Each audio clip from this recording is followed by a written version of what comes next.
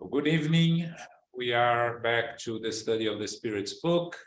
We are just in the last item of the last law of the moral laws, the chapter moral laws, not the last chapter of moral laws. We have one more, but the last law, which is the law of justice, love, and charity. And we have one item left, which is maternal and filial love, that we are going to go over. Philip, you read for us? Certainly. Question 890. Is maternal love an instinctive virtue or feeling shared by both humans and animals? It is both. Nature has endowed a mother with the love of her children to guarantee their survival. In animals, maternal love is limited to providing the material needs of the mother's offspring. This affection ceases when this care is no longer needed. In the human race, it lasts for a lifetime and assumes a character of selfless devotion, raising it to a virtue. It even survives death and follows the child in the afterlife. Therefore, there is more to this love in humans than that which exists in animals. Okay, so the maternal love is an instinctive feeling that combines with the love of the mother once we become humans or spirits.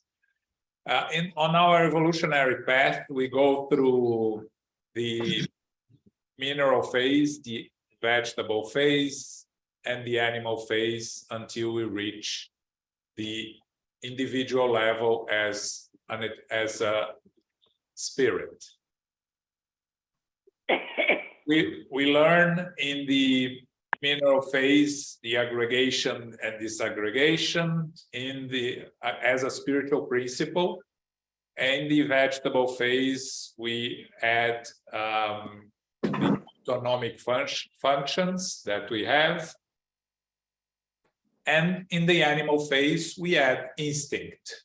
We start from a very basic instinct on the more primitive animals to more advanced instinct already combined with a little bit of intelligence on the later, more developed animals, the mammals mainly.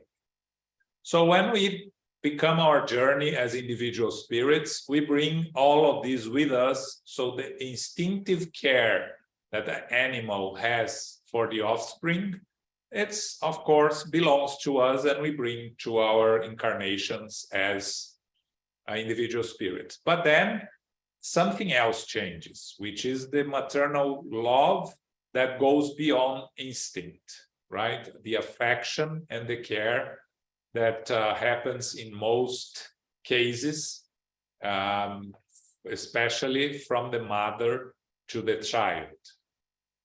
And in essence, it follows us after we go back to the spiritual world, because true love never disappears, it always stays with us. So the connection between mother and children, if it is a connection that pre-exists the incarnation, will continue throughout the incarnation, and will continue after the incarnation. If it's a readjustment, it can of past enemies, it can end up being true love after the incarnation, or not, only the readjustment, the atonement, and then each spirit will follow their path if they don't aggravate their needs. So that's basically what's the difference on our evolutionary path, how the maternal love changes as we evolve. And again, the more evolved we are, the more we understand this whole concept, and the more we pay attention to it and nurture it in a way that it's different from more primitive races. Again, they already have the love and care for their children, and that can last a lifetime and even after, but it becomes more and more pure as we evolve. Okay? Questions, comments? Okay, 891. Since maternal love is natural, why do some mothers hate their children, and often from birth? The absence of maternal love is sometimes a trial chosen by the spirit of the child, or a form of atonement if the child has been a bad father, mother, or child in a prior life.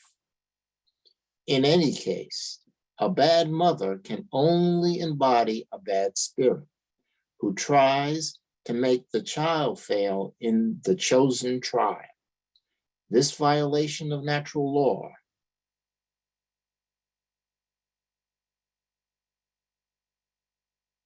does not go unpunished.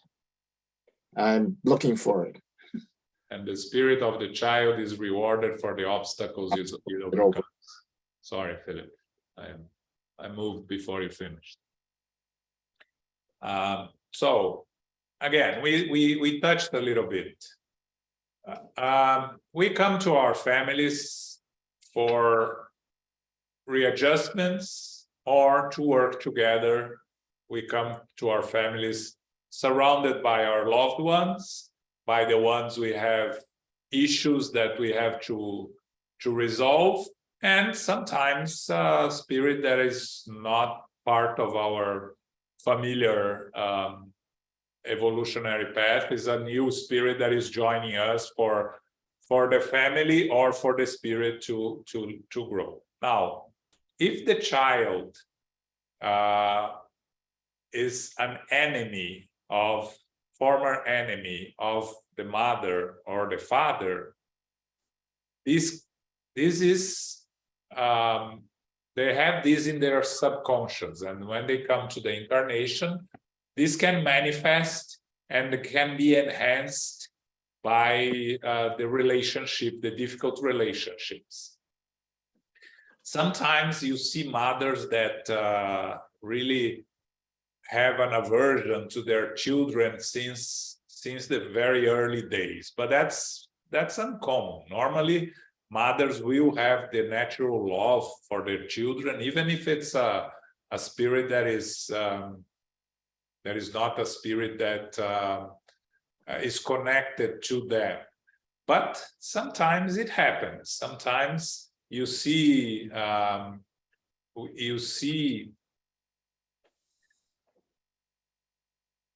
spirits that will incarnate, and they may, this is always an atonement, either for the mother or for the child or the father or both.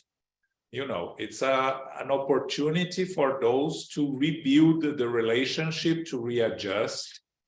But of course, we are imperfect spirits, and many times we miss the opportunity. We end up allowing our inferior tendencies to overcome our desire that can happen before incarnating, or our willingness to overcome the challenge, and creating a more complicated relationship for ourselves with our parents or with our children. Again, we can alleviate our atonement, we can leave it as it is, or we can make it even more difficult. So it is important for us to recognize and try to overcome. We all know that just looking at our families, we all know that we have those that we love more and those that we love less, or even have a repulsion without clearly understanding sometimes why. And those are the ones that, being a spiritist, we know that we have to work harder to repair the issues. Understanding always that it is a two-way street. Sometimes a parent or a child makes all the effort to overcome the difficulties and the differences with the mother, father, or child, and fail because the other side is not receptive at all. But what we can do, our part, is to try to make an effort and to work hard to overcome these challenges, understanding that we are imperfect spirits and sometimes it's not going to work. Okay. They say here the violation of natural law does not go unpunished. But again, we create responsibilities for our actions. It's the law of cause and consequence. So if we deviate from the natural law, we are going to have to face the consequences. It's not an external punishment, it's an internal punishment. It goes from our own conscience that deviates from the natural law. Okay. Questions, comments? Yeah, I think in the animal kingdom, that would not happen, right? Because the instinct prevails. So the maternal instinct prevails over everything, and that mother would nurture that offspring to whatever age it's time for it to go and live its own life, right? For the child, it's also easy to understand. Experience the spiritual world, they agree to reincarnate, to go through this and that trials, and one of them is not beloved by the mother. Okay. From the mother standpoint, it becomes very hard for me to really understand. I mean, I think I understand what's written here, but it's still, it becomes extremely difficult to understand. Because as animal, we also have instinct. It's easy to understand that reason and the spiritual factor overpower the instinct. So it is a tremendous amount of effort, I think, from that spirit to kind of shut down the maternal instinct, and the word hate is very strong here for me, and hate that child.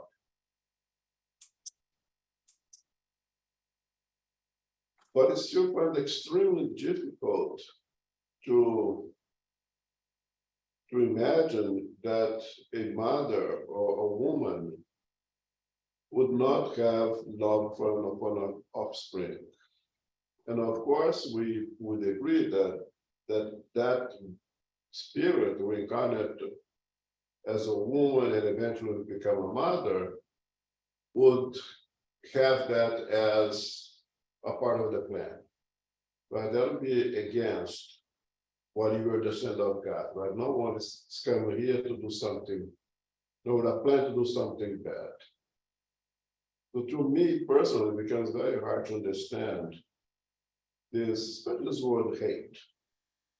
To be straight, to not take proper care, I can see it, but the hate has become very difficult for me personally to understand. Okay, anyone else?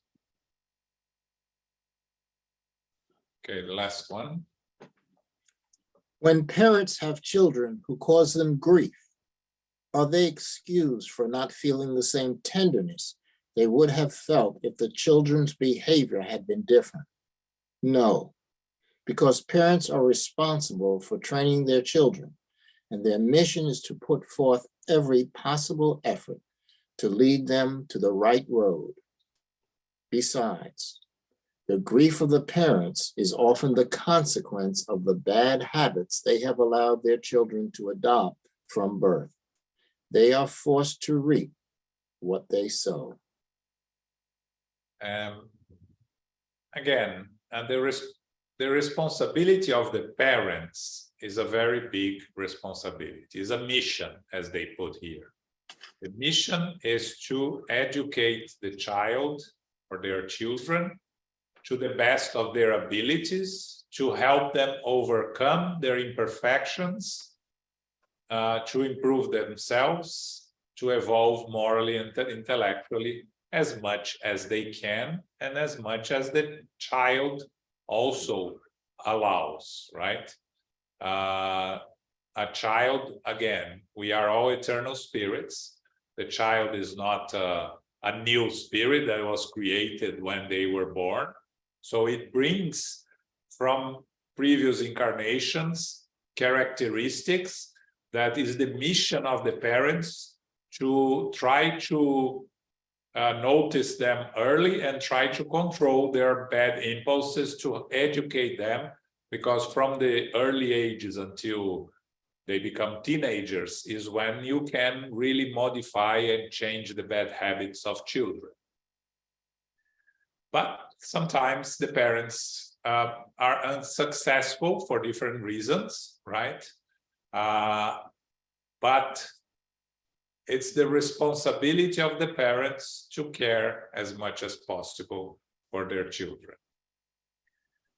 If the parents do not treat their children in the way that they should be treated, they cannot expect the children to treat them back with respect and with love if they were not giving the example, right? Again, the responsibility of the parents are bigger than the responsibility of the children.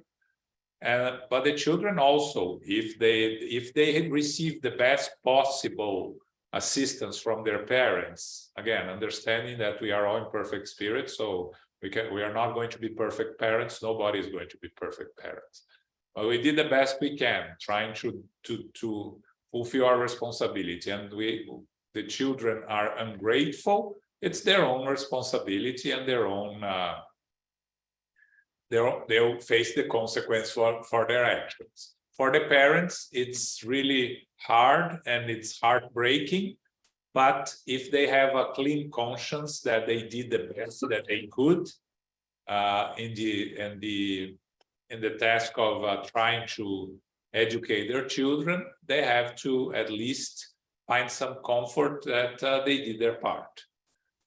It's a difficult relationship, of course, always a difficult relationship, and there are endless books written about it from all points of view, and endless discussions on what's right, what's wrong. Nowadays, it's discussed a lot, the role of schools in the education. Again, according to Spiritism, the role of school in the education is in the intellectual education of the children. The parents' role is to educate them morally, to make them control their bad habits or try to eliminate their bad habits. Of course, in school, you can also learn moral, you also can have moral education, but it's not the main responsibility of the school, it's the main responsibility of the parents. And some parents nowadays go after the teachers, blaming them for all the problems that their children have, when in reality, it's them that they failed to educate their children to begin with. But again, the phrase here, they are forced to reap what they sow, applies to parents, children, to all of us, right? If we are careless on the education of our children, we are going to have to face the consequences either with our children, but maybe not with them, but eventually with on our evolutionary journey. Okay. One thing children have to be thankful for their parents is for them to give them the opportunity of reincarnation. We know that there are 3 times more spirits in the spiritual world trying to reincarnate. So every birth is a blessing that was given the opportunity by parents. Again, sometimes the father is not even present there, so less responsible, but the mother is always present. and even if the mother cannot care for the child and put the child for adoption or things like that, every incarnated person has to be at least grateful for their birth parents or birth mother for the opportunity of a new incarnation. Okay, just for us to keep that in mind. Okay, any questions, any comments? Okay, we're done with this chapter. Okay, so chapter 12 of book 3 of the Spirit's book. Book 3 is moral laws.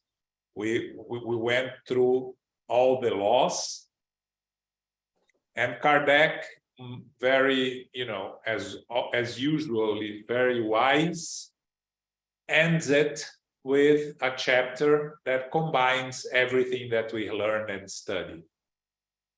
The chapter is called More of Perfection. Everything that we are going to study here, you can apply and take lessons from all the moral laws we studied before. Law of labor, law of progress, law of justice and charity. All these laws apply when we are going to study moral perfection. This is where Kardec gives us the objective. What should we aim for being an incarnated spirit? And then he's going to talk about virtues, vices, passion, selfishness, the characteristics of a virtuous person, and self-knowledge. Okay, we're going to go through each one, and we are going to discuss a lot of these attributes and obstacles to achieve moral perfection. Okay, so we start with virtues and vices on question 893. Which is the most admirable of all the virtues? All virtues are admirable, as they all are signs of progress on the moral path.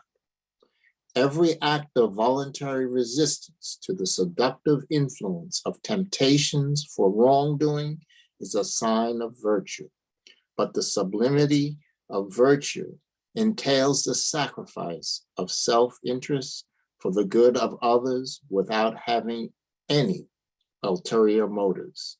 The most admirable of all virtues is that which is based on charity and is the most fair-minded. It's interesting because Kardec starts asking, what is the most admirable of all virtues? He wants the spirits to give an answer. This is the best virtue you can have. The spirits don't give that answer. They say all virtues are admirable, as they are all signs of progress on the moral path. Because our target in reaching perfection, or the stage of a perfected spirit, is to acquire all possible virtues. So all of them are admirable, as they say here, and all of them are targets for us to achieve. If we are going to learn to be one thing before we learn to be other, or the other before the first, doesn't really matter, because there are all different paths to reaching perfection or a more evolved level. They end up saying the most admirable of all virtues is that which is based on charity and is the most fair-minded, because we know that to evolve without charity, there is no salvation. That's one of the mottos of Spiritism, the main motto of Spiritism. And we know that without charity, there is no path to evolution. So the virtue that is based on charity and that is fair-minded in terms of giving equal opportunities and equal distribution of our charity is the most admirable. But they are not going to talk about a specific one. the sacrifice of self-interest for the good of others without having any ulterior motives. That's a characteristic of a virtue that is admirable, right? When we can do that, sacrifice our own self-interest to help and assist others without any ulterior motives, which many people have, it's the most admirable virtue. Okay.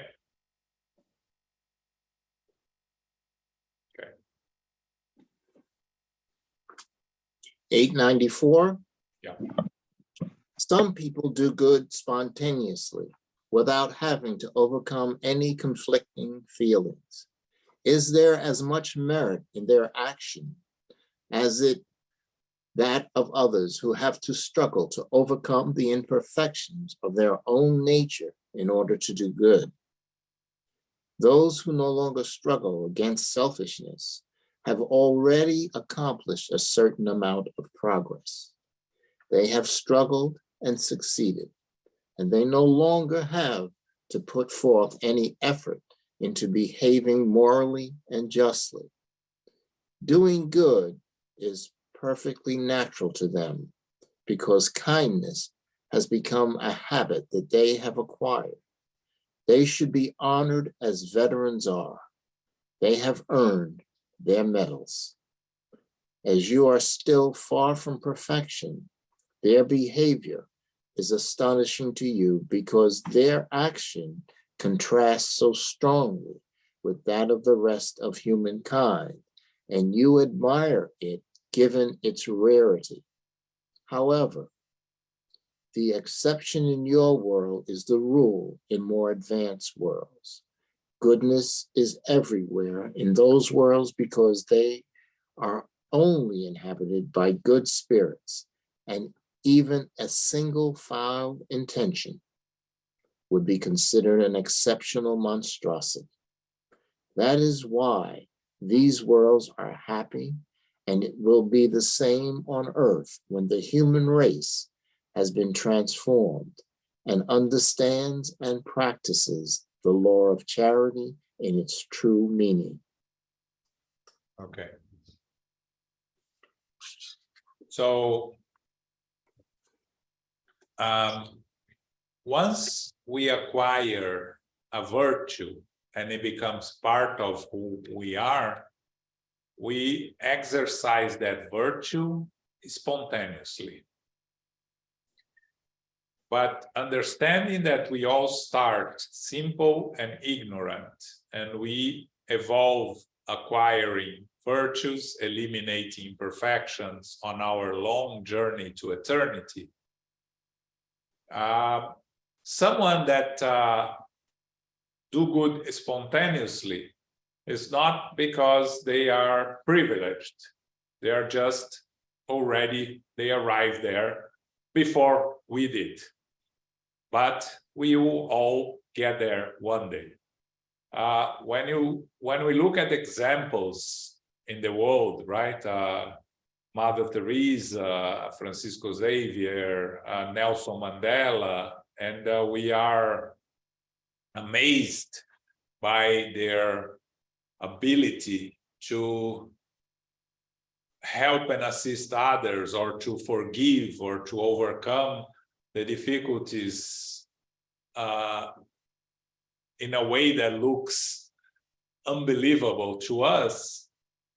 These are just spirits that have evolved and have acquired. We talk a lot about patience here, right? When we like to give examples using patience. Once you become patient, you are not going to lose your patience, ever.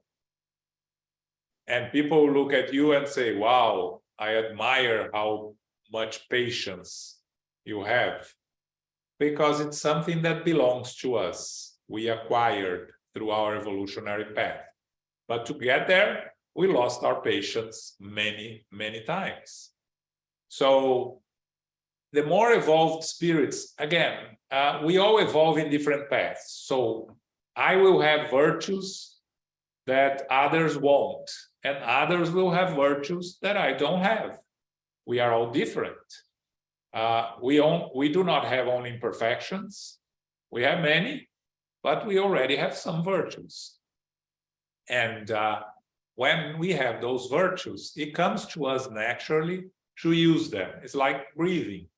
We breathe without thinking much about it unless we have some disease that affects our breathing. So the majority of us breathe naturally without thinking about it, because it's part of our evolutionary path, became a part of who we are.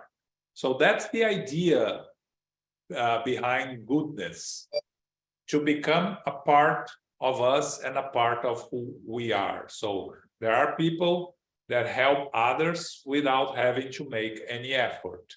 The majority of us still struggle and still make an effort to practice charity, right? So something that I said here before, we can count in our fingers how many times we practice charity today.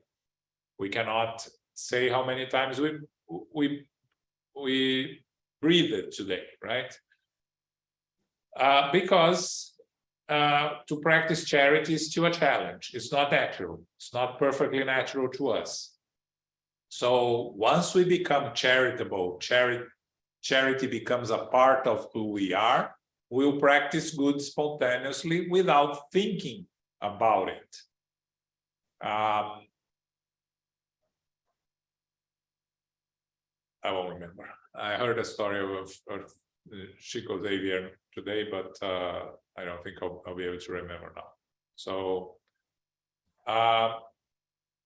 again, as the world, as they say here, as the world evolves and becomes a world of trials, from trials and atonements to a world of regeneration, where goodness will prevail over evil, you have more and more people that will do use their virtues in a more spontaneous way without having to make more of an effort, and we will have less need to admire them because they will become more common, right? When they are the exception is when we admire. When they become the rule, there is no admiration, there is just, if we are not there, a desire to get there. But if the majority is practicing goodness, it will be an incentive to those that still are not able to practice goodness on a regular basis to make an effort to practice goodness. Okay? It's almost paradoxical, right? Because as we evolve, charity becomes a natural for us, as breathing is today. Then we're going to inhabit highest year of existence, where everybody is at the same level, and it's not a need to do for the other anymore, right? I think that's why they have to come down here and help us out. Yeah. When you read the books in the spiritual world, right, André Luis, the spirits that live in those places, more evolved worlds, they come to help those in need, right? But it's natural. It's, yeah. It's like strategy when everybody is well off, so to say, Yeah. it becomes hard. Exactly. You know, if you have nothing to offer, you go where you are needed, right? That's how we have to think about our journey, right? We have to go where we are needed. If we are not needed in a place where everybody is living a good life surrounded by charity, we go chasing those that are in need of our charity.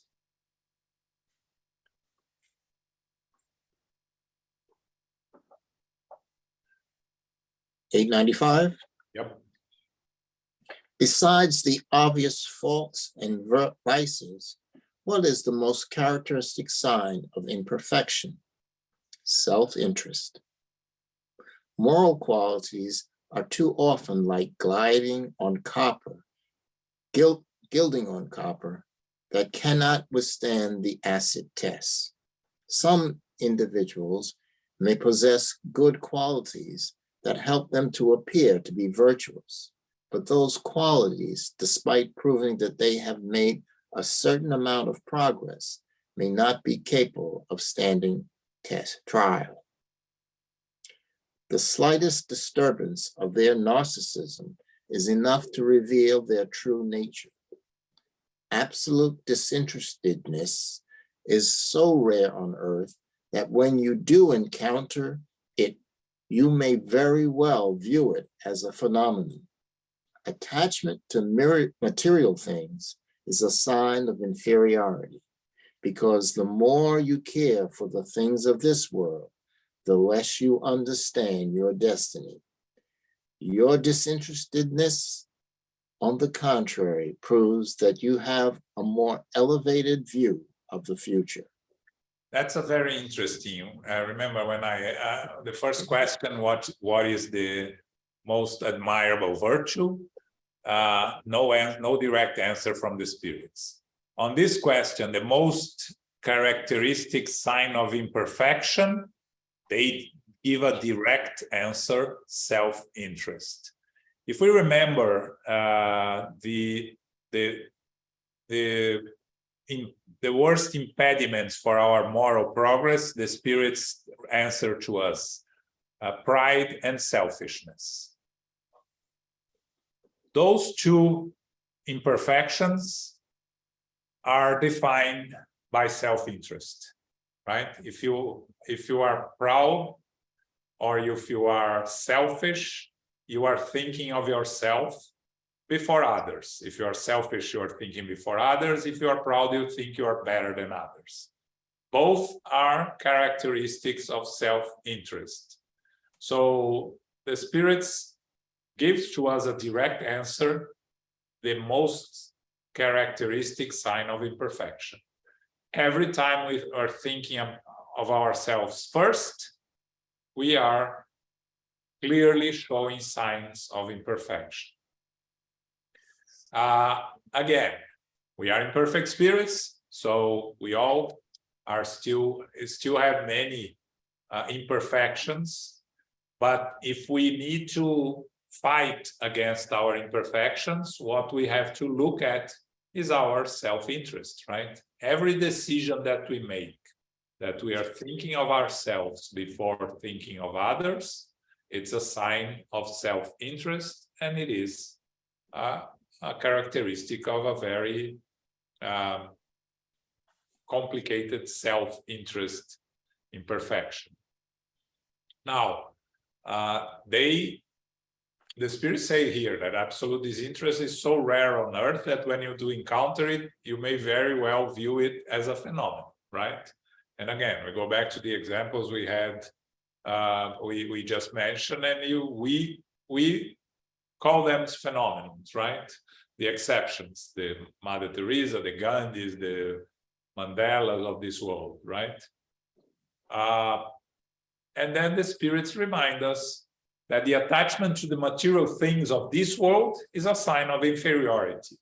Because the more we care about things of this world, the less we understand about our eternal nature as spirits. The fact that we know, acknowledge that we are eternal spirits is just the first step. If we don't work on detaching ourselves from material things, we are not working on our evolvement. Attachment to material things is different from needing material things to live our life. We all live in a physical material world with material needs, right? We need to have a house. We need some of us need a way of transportation. Most of us need our cell phones for work today. What the spirits are saying here is different, is attachment. You know, this is all those spirits that when attached, they are attached to the house they lived, and when they go back to the spiritual world, they cannot leave their house because they are so attached to it. The movie The Others, for those who haven't watched yet, it's a good opportunity to understand attachment to their situation before going back to the spiritual world and the environment. So nothing wrong with using our material needs to live a a life of that we can be of use and assist to others. But the lack of attachment to the material things is what's going to show us that we are on our path to more elevated, as a more elevated spirit. Okay. Other questions? No. 896.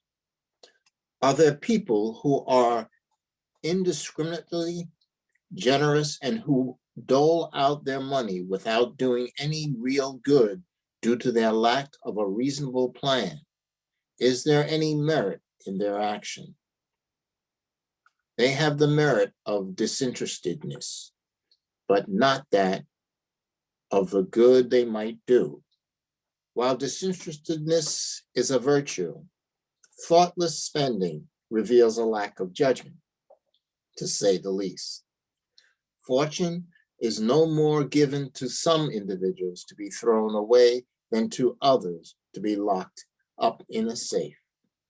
This is a deposit for which they will have to render an account. They will have to answer for all the good they might have done, but also that which they have failed to do, as well as all the tears they could have dried with the money they wasted on those who did not truly need it. That's an interesting question, right? I was thinking here of an example, and I think, let's give a silly example, right? Someone wins $10,000 in the lottery, right? And this person says, I don't need $10,000. Let me distribute this money and give to others to show that I'm charitable. And then you go to the top of a building and throw $10,000 through the window, right?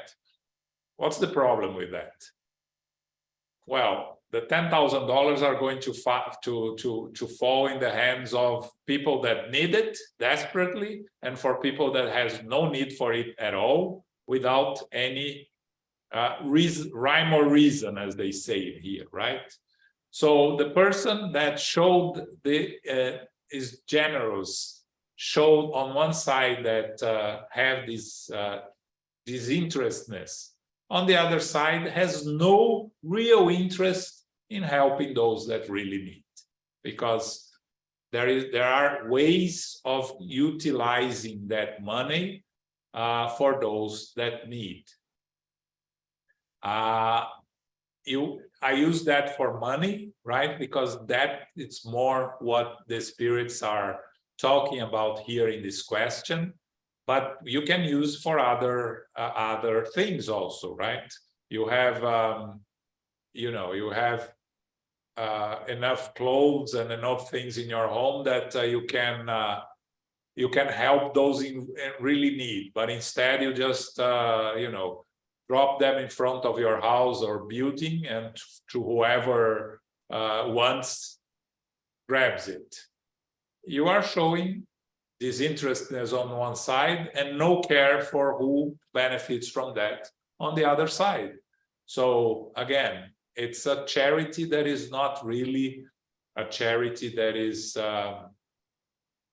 useful for those that are in really need. So that's what the spirits are telling us here. For us to practice charity with awareness of what we are doing. If we are going to practice charity, don't be lazy.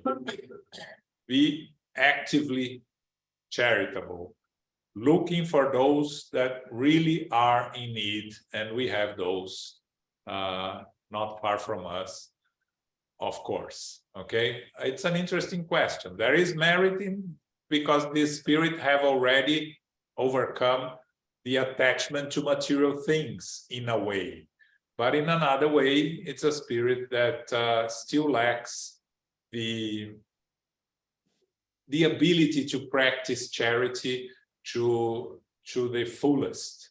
Okay. This is a very interesting question today, because there are so many people on the streets who, at the very least, appear to be in need. And I'm going to disagree with you a little bit on putting clothes out, because some people who need are on the street not asking for clothes, and they need those clothes. And when you put them out on the street, it says, you can take this if you want it. Beyond that, unless you're willing to ask an individual if they need something specific, you won't know that. And they won't tell you generally, I need this or that, unless they're really in very bad disrepair in terms of their clothing or something. I understand. So, yeah. I understand your point, Philip, and I agree. What I'm trying to say here is this really the best way of disposing of your clothes? You know, if you go to donate to a shelter or to a thrift store that not to sell, but to donate to a thrift store that, or some distribution centers that are going to assist them, is it a better use of the resources you have? Again, depends on place, depends on a series of things. But I understand, you know, it's again, it's better than just throw in the garbage, right? That's true. Yeah, but you know, there are ways of doing it that may be more efficient. That's all I'm trying to say here. Yeah, I've seen many people, unfortunately, on the street who don't ask when they're in need for certain things. And that's part of the challenge. And we studied that last week when we talked about those that are really poor, or it was in the gospel, that are really poor, but are embarrassed to, it wasn't the gospel, they are embarrassed to ask for help. And we need to go after them and look for them to help them. It's our responsibility. But yeah, you are right in a way. Okay. To the comment of Philip, I think in the question it says over here, giving up the money without doing any real good due to the lack of reasonable plan. So use the example of clothing. Perhaps a better plan would be where and to whom, or to whom should I provide the cloth in a means that it would be useful for those who need it. I think asking in the subway, the homeless, do you need some clothes? I think my clothes fit you. As I'm outside, if you like some, I can bring some for you tomorrow when I come in. That's a plan. You know, because I had seen also a tremendous amount of clothes being just thrown away by those who say that they need it. To those who take from somewhere where there was a pile of clothes to be given away, they just take it and doesn't fit, they just throw it away. Would that be considered a lack of plan from our part? Because I think the most important sentence here is fortune, or no, is not to be wasted, not locked up in a safe. But to have a plan on how you're going to utilize that fortune. And of course, the word fortune here means any excess or anything that it could dispose of it.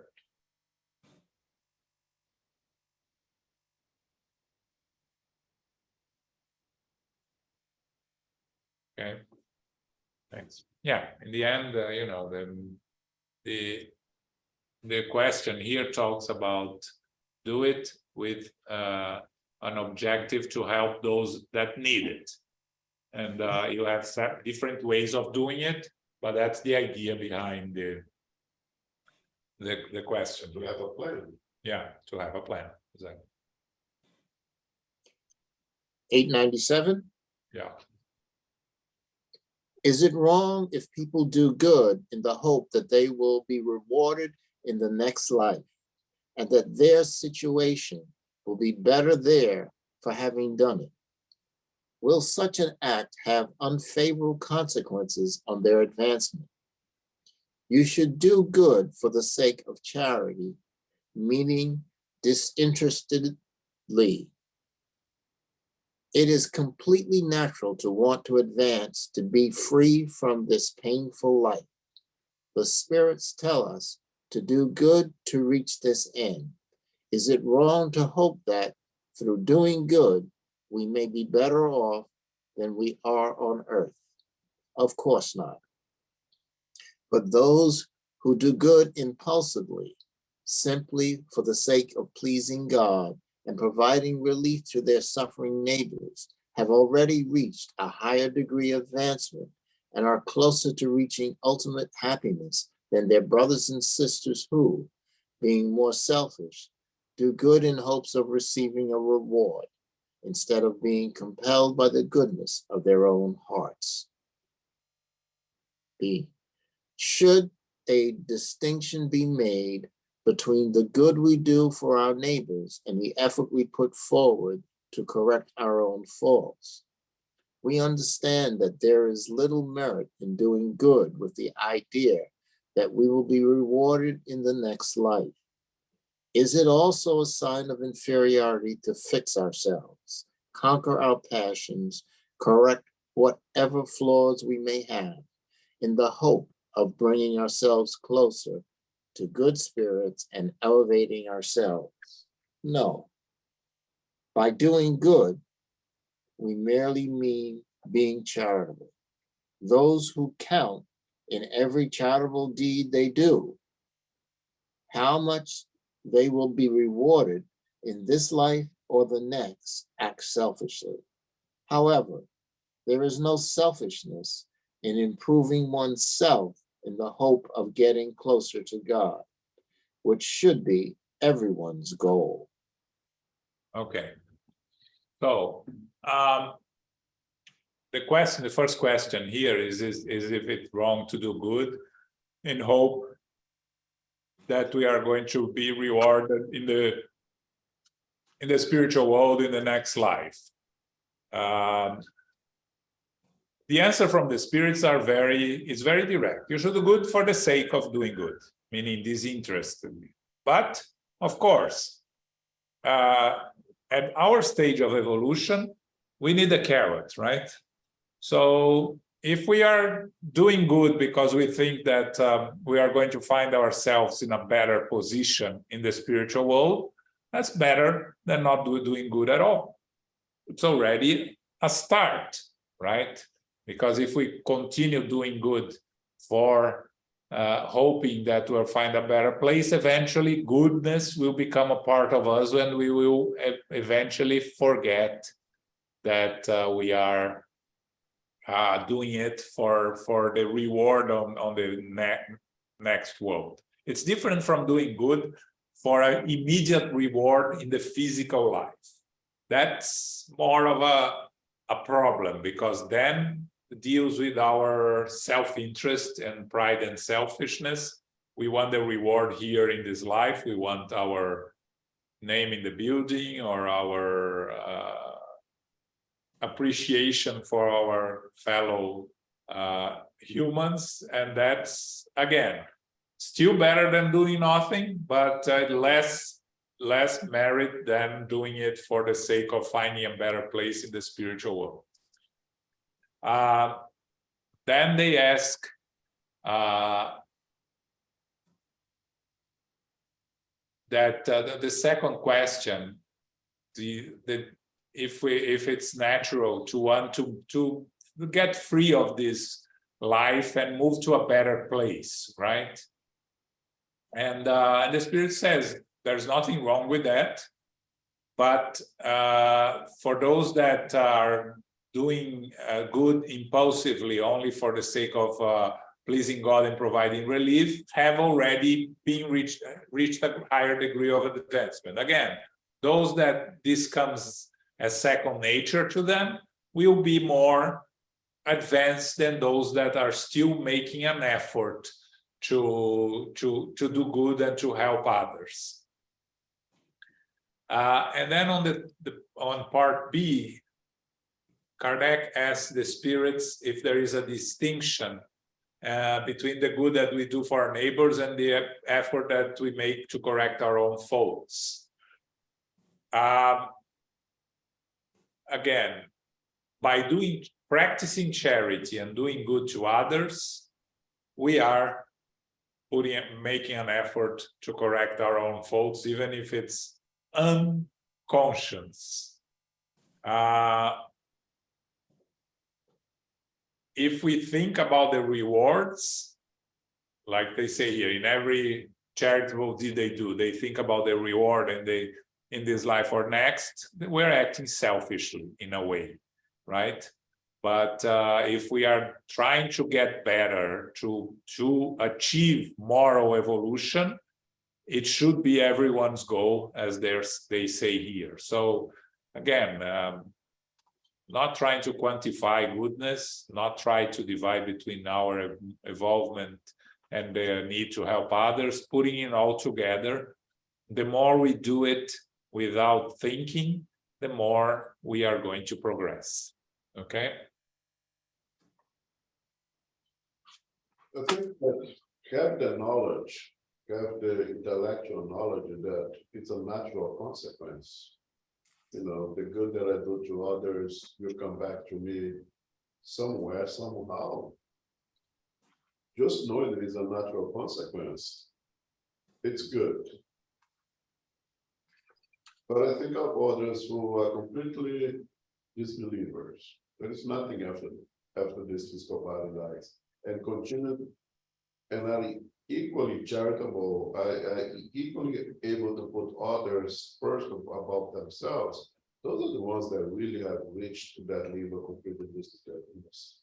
In Confucianism, Confucius says, yeah, there might be something, no, actually there is something of the divine, something that extra physical, but it's not our business. You are here now, we should be concerned with here now, and we do good now because we make our lives better here now. And I think that should suffice for us to do good here. Yeah, I heard a story today of a guy that heard this discussion between two others, one that is a true believer and the other one doesn't believe in anything. And the guy that doesn't believe in anything tells the other guy, you know, I'm better than you because I do good, because I believe that it is the right thing to do. And you do good because you fear a God that I don't believe it exists. I thought it was interesting, right? And yeah, it's, you know, I think who has more merit?